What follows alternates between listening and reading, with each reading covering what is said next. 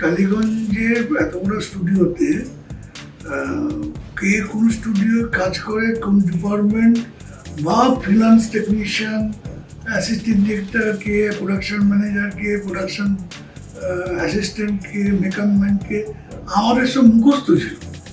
প্রোডাকশনের দোষ বা আমাদের টালিগঞ্জের দোষ বললে হবে না, আমাদের একটা বাজেট আছে, তার যে টাকাটা খরচা করবো সেটা তো তুলতে তো হবে। সেটা করতে গেলে কি হচ্ছে, আমাদের এখানে যে খরচাটা করা দরকার সেটা প্রডিউসার দিতে পারে না। গলা খারাপ হয়েছে আমার, কিন্তু অ্যাসিস্ট্যান্ট ডিরেক্টরের শুটিং করতে গিয়ে তখন তো আমাদের 40-50 দিন শুটিং, 60 দিন শুটিং হতো। ধরো আজকে যে কাজের পরিস্থিতি, মানে পরিবেশ পরিস্থিতি, আমরা যে কাজ করে করে করে করে এসেছি, তখনকার কাজ করে মানে কাজকর্ম পরিস্থিতি পরিবেশ আলাদা ছিল। তখন এত টেকনিশিয়ান ছিল না, তখন শিল্পী প্রচুর ছিল, এখন শিল্পী কমে গেছে, টেকনিশিয়ান বেশি হয়ে গেছে। 10ই এপ্রিল প্ল্যাটফর্ম 8-এ আসছে ইচ্ছে পূরণ। আমাদের সঙ্গে রয়েছেন সেই সিরিজের পরিচালক হরনাথ চক্রবর্তী। প্রথমে জিজ্ঞেস করবো কেমন আছেন? চলছে আর কি, ভালো। আচ্ছা, আমরা মানুষরা আমাদের গোটা জীবন ধরে বিভিন্ন ইচ্ছে থাকে, বিভিন্ন অপূর্ণ স্বাদ থাকে, সেগুলো কখনো পূরণ হয় কখনো হয় না। এই যে ইচ্ছে পূরণ নামটা, এই নামটা কোথা থেকে ভাবা এবং এই গল্পটা কোথা থেকে ভাবা? না, এটি একটি নতুন ছেলের গল্প। এটা আমাকে প্ল্যাটফর্ম 8 থেকেই এরা গল্পটা দিয়েছিল। এবং গল্পটা পড়ে আমার গল্পের লাইনটা আমার ভালো লেগেছিল, মানে গল্পের স্ট্রাকচার লাইনটা আমার ভালো লেগেছিল। তারপর ওটাকে আমি পদ্মনাভ দাশগুপ্তকে দিয়ে স্ক্রিপ্টটা করি। সময় নিয়ে আমরা একটু অনেক টাইম নিয়ে স্ক্রিপ্টটা করেছি। তার পরবর্তী আমরা শুটিং আরম্ভ করি প্রায় 6-7 মাস বাদ। মানে স্ক্রিপ্ট লেভেলের সময় বেশি দিই, সেটা এখানেও দিয়েছিলাম। এবার তারপরে আমাদের কর্মকাণ্ড পুরো মে মাস ধরে শুটিং করেছিলাম। এবং সেখানে দেবরাজ, ঈশানী, শঙ্কর, তারপর কৌরব থেকে আরম্ভ করে অনেকেই শিল্পীরা ছিল, সবাই খুব অসাধারণ পারফর্ম করেছে। সব থেকে কি সাবজেক্ট অনুযায়ী কাস্টিংটা হয়েছিল প্রপারলি, যাকে যেটা দরকার সেটা আমরা থেকে নিয়েছি। দেবরাজ যে ইন্স্যুরেন্স কোম্পানির একটা এজেন্ট, তার একটা প্রতি মাসে তাদের এতটা কভার করতে হয়, প্রিমিয়াম কভার করে দিতে হয়।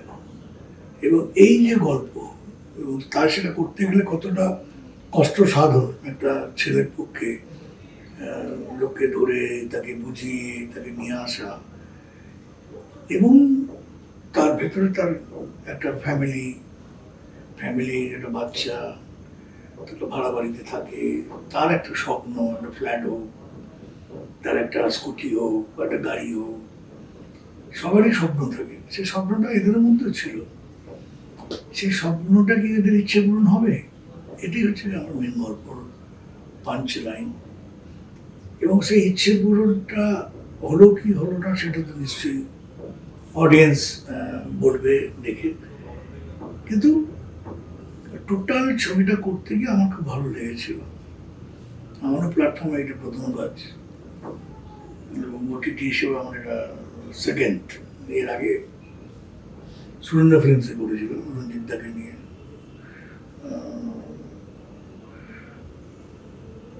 ঘোষবাবু রিটায়ারমেন্ট। তো যাই হোক, তো এই ইচ্ছে পূরণটা আশা করি মানুষের ভালো লাগবে, এবং আমাদেরও ভালো লেগেছে। এবং মানুষের ভালো লাগলেই তাদের ইচ্ছে পূরণটা পুরোপুরি সমাপ্ত হবে। তবে দুজনেরই লোকটা একটা মধ্যবিত্ত লোক। দেবরাজের মধ্যে একটা সরল সহজ একটা, আর ঈশানীর মধ্যে একটা নিষ্পাপ একটা মধ্যবিত্ত বাড়ির মেয়ে বা বউ। মানে ফ্যাক্টর করে একটা সাবজেক্টের সাথে গল্পর সাথে চরিত্রটা যদি ঠিক না হয়, সেখানে কোথাও গিয়ে একটু গন্ডগোল হয়ে যায়। সেই দিকটা আমি আমি আমার সব ছবিতে সেই দিকটা আমি রাখার চেষ্টা করি। 100% তো হয় না, কিন্তু আমি 80% ট্রাই করি যে কাস্টিং, যে ছবিটা করছি তার কাস্টিংটা যেন এমনভাবে হবে যে গল্পর সাথে মিক্স হয়ে যাবে, এবং মানুষ যখন দেখবে তখন সিনেমা ভাববে না, ভাববে এটা বাস্তব। সেই রূপটাই আমার দেওয়ার চেষ্টা করেছি ইচ্ছাপূরণ, এবং দুজনকেই। এবং ঈশানী সেইভাবেই তার পারফর্ম করেছে, তার বডি ল্যাঙ্গুয়েজ, দেবরাজও তাই, দুজনেই তাই, বা অন্যান্য যারা ছোট ছোট পার্শ্বচরিত্র অভিনয় করেছে তারাও সব খুব ভালো পারফর্ম করেছে। আচ্ছা, এই বললেন যে ওটিটিতে এই নিয়ে 2 নম্বর কাজ। এবার এখন দর্শকদের বিভিন্ন রকম, দর্শকরাও পরিবর্তন হচ্ছে আস্তে আস্তে, দর্শকদের ধৈর্য কমছে, সব থেকে বড় কথা। ওটিটির একটা আলাদা জনপ্রিয়তা তৈরি হচ্ছে, সেখানে দাঁড়িয়ে ওটিটিতে সিরিজ নির্মাণের ক্ষেত্রে আলাদা করে কোনো চ্যালেঞ্জ মনে হয় যে যে এই এখনকার দর্শকদের সাথে তাল মিলিয়ে রাখাটা? দেখো, ওটিটি, আমি অনেক ওটিটি বিভিন্ন ভাষায় ছবি দেখি, হিন্দি বা তামিল, ইংরেজি, বাংলা। তো আমরা বাংলা পিছিয়ে আছি। পিছিয়ে থাকার কারণ অনেক, শুধু প্রোডাকশনের দোষ বা আমরা টালিগঞ্জের দোষ বললে হবে না। আমাদের একটা বাজেট আছে, তার যে টাকাটা খরচা করবো সেটা একটা তুলতে তো হবে। সেটা করতে গেলে কি হচ্ছে, আমাদের এখানে যে খরচাটা করা দরকার সেটা প্রডিউসার দিতে পারে না।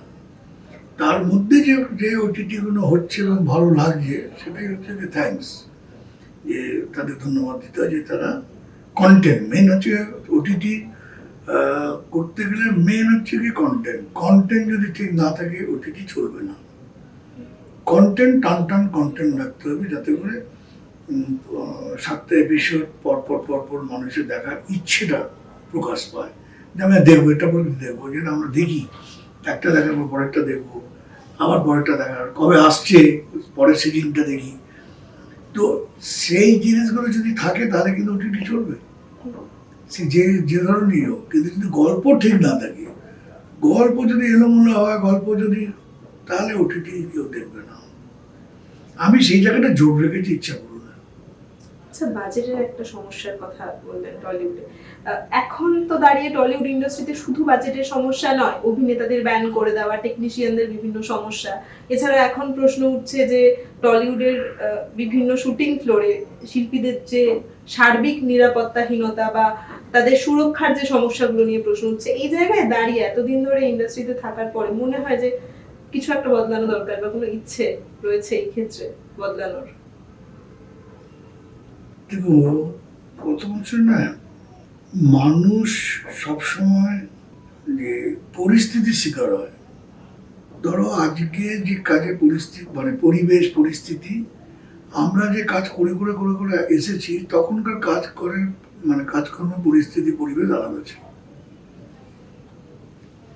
তখন এত টেকনিশিয়ান ছিল না, তখন শিল্পী প্রচুর ছিল, এখন শিল্পী কমে গেছে, টেকনিশিয়ান বেশি হয়ে গেছে। তো তখন লিমিটেড টেকনিশিয়ান থাকতো, লিমিটেড টেকনিশিয়ান। আমরা, ধরুন আমি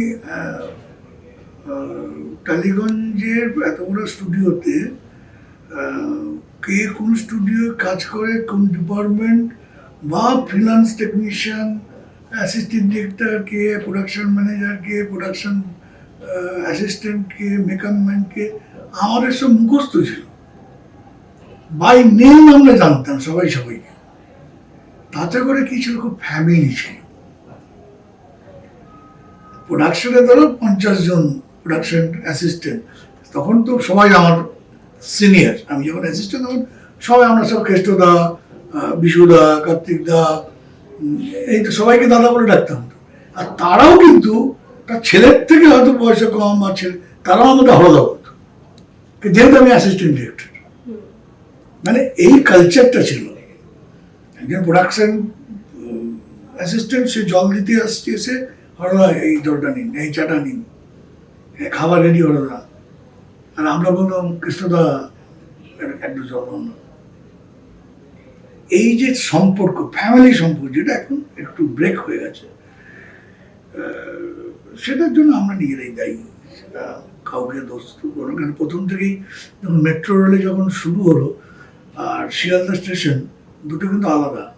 মেট্রো স্টেশনে কেউ গিয়ে সিগারেট বিড়ি ধরায় না, সিগারেটে দেখলে কেটে ফেলে না, কিন্তু প্রথম দিন থেকে সিস্টেমে ফেলে দিয়েছিল। কিন্তু শিয়ালদার প্ল্যাটফর্মে কিন্তু তা হয় না, প্রচণ্ড নোংরা, প্রচণ্ড এই থাকতো। তো এটা হচ্ছে কি সিস্টেম, তুমি প্রথম থেকে যে সিস্টেমে ফেলতে পারবে, এটা সিস্টেমটা ব্রেক হয়ে গেছে। এই সিস্টেমকে এখন ঠিক করা খুব মুশকিল। গোটা শুটিং এর এক্সপেরিয়েন্স কেমন ছিল? এটা যেহেতু আমি অ্যাসিস্ট্যান্ট ডিরেক্টর দীর্ঘদিন কাজ করেছি, তো এই যে আমার গলা এখন তবু একটু ভালো, আরও মাঝখানে অপারেশন করছে, দুপুরে অপারেশন করেছি ভোকাল কট। গলা খারাপ হয়েছে আমার কিন্তু অ্যাসিস্ট্যান্ট ডিরেক্টরের শুটিং করতে গিয়ে। তখন তো আমাদের 40-50 দিন শুটিং, 60 দিন শুটিং হতো, আউটডোর শুটিং। লোককে সরাবে কে? লোক সরানোর লোক কিন্তু অ্যাসিস্ট্যান্ট ডিরেক্টরই। অ্যাসিস্ট্যান্ট ডিরেক্টরই লোক সরাবে, তারাই কাজ করবে, হ্যাঁ, তারাই আর্টিস্ট ডাকবে। তো প্রচুর কথা বলতে হতো। তো ওই অভ্যেসটা আমার রয়ে গেছে আর কি। আমি বসে থেকে টিভি মনিটরে বসে বসে শর্ট নেওয়ার এটা নেই। আমি ছোটো ছোটো শর্ট নিই। আমি মনিটরে কম দেখি, আমি ক্যামেরা দেখি, আমি লাইভ ওরা কি অভিনয় করছে সেটা দেখি, সেখান থেকেই বুঝতে পারি। আর বাকিটা আমি ওর অ্যাসিস্ট্যান্ট তোরা দেখে নেবো। এতে আমি ঠিক জমে না আমার কম, এতে বসে তোমার মনিটরে বসে আমার জমে না। আমি ওটা আমার বেস্ট। তো ওটা করতে গিয়ে যে আমি ছোটো ছোটো করে কাজ করি, পারলে আর্টিস্টে ধরে নিয়ে চলে আসতে পারি এরকম। তো আর্টিস্টরা জানে অরদা 1 মিনিট সময় নষ্ট করবে না, টাইমে আমি যাবো, টাইমে আগে যাব, কাজটা আমি করবো, আড্ডা দেবো না। কাজের মধ্যে যখন ঢুকে যাই, তো তখন কাজ যে শেষ হয় না তখন আড্ডা দেবো, লাঞ্চের সময় বসে একটু গল্প করলাম, সেটা। বাট পরিবেশটা তৈরি করতে হবে, কাজের পরিবেশটা থাকলে কাজ করতে খুব মজা হয়। আচ্ছা, শেষ প্রশ্ন, ইচ্ছে পূরণ সিরিজ দর্শকদের কি ইচ্ছে পূরণ করবে? গল্পটাই এমন না যে দর্শকরা নিজেদের বাড়িতে বসে নিজেদেরকে কানেক্ট করতে পারবে। যে তারই বাড়ি একটা যদি বেকার ছেলে, সে কিভাবে স্ট্রাগল করছে, এবং অনেস্টলি স্ট্রাগল করতে গেলে তাহলে কত রকম বাধা বিঘ্নের মধ্যে দিয়ে এগোতে হচ্ছে। কোনো বাড়ির একটা বউ, তার একটা স্বপ্ন আছে, আমার হাজব্যান্ড এই রোজগারটা যদি করতে পারে তাহলে আমি একটা ভালো জায়গায় থাকতে পারি, একটু ভালো খেতে পারি। ছেলে একটা বিরিয়ানিও বলতেই পারে, বাবা একটা বিরিয়ানি এনে দাও। কিন্তু আমাদের মধ্যে তো ক্ষমতা নেই যে প্রতিদিন বিরিয়ানি এনে খাওয়ানোর মতো। তো এই যখন গল্পটার মধ্যে ইচ্ছে পূরণে এইসব ঘটনাগুলো চলতে থাকবে, যারা অডিয়েন্স বা দর্শক যারা চোখটা দেখবে, তারা নিজেদেরকে কানেক্ট করতে পারবে। আচ্ছা, এটা তো আমাদের বাড়িতে হয়, আমার পাশের বাড়িতে হয়। সেটাই হচ্ছে গিয়ে ইচ্ছে পূরণের একটা আলাদা মানে ভালো লাগার জায়গা আসবে। ছবিটা দেখুন, প্ল্যাটফর্ম 8-এর আমি এটা প্রথম করেছি। দেবরাজ, ঈশানী এরা অনেকেই আছে, শঙ্কর দেবরাজ থেকে আরম্ভ করে কলপ থেকে বাচ্চারা, সবাই খুব যারা যারা অভিনয় করেছে সবাই দারুণ পারফর্ম করেছে, এবং আপনাদের খুব ভালো লাগবে। আপনারা দেখলেই তাহলে আবার একটা ভালো ছবি করতে পারবো, আরও আপনাদেরকে ভালো প্রেজেন্টেশন দিতে পারবো। আশা করি আপনাদের বছরের প্রথম শুরু হচ্ছে, আপনাদের ইচ্ছে পূরণ ভালো লাগবে।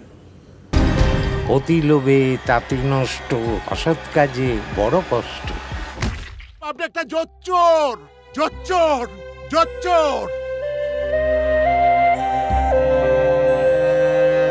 টলিউড ফোকাস কলকাতা চ্যানেলটি আপনাদের ভালো লেগে থাকলে লাইক করুন, সাবস্ক্রাইব করুন এবং আপনাদের পছন্দের ভিডিওটি অবশ্যই শেয়ার করুন। Tollywood focus Kolkata.